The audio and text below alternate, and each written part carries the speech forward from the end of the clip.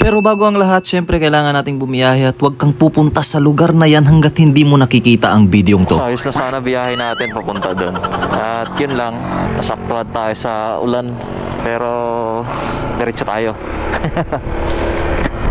Malakas yung ulan dun. Kailangan natin makasilong.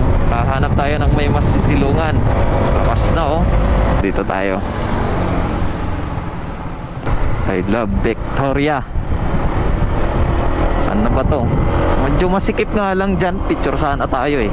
Kaso nasa kurbada siya.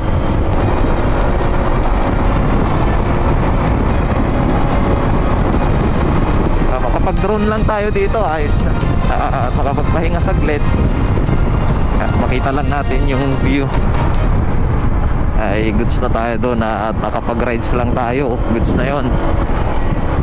Dito pa oh. Barangay. Ano ba yan? Oh,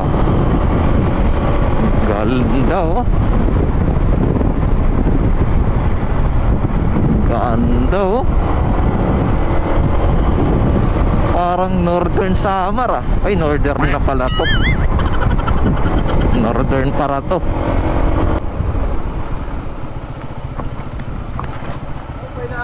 Okay na ako to. Bakit to lahat to nyeng?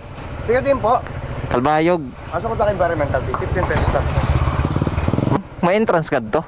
Meron po yata ang Pwede man nga to bisan mag-drone lang no? Kanina pa kami. Huwag na nating patagalin to at mag-drone shot na tayo.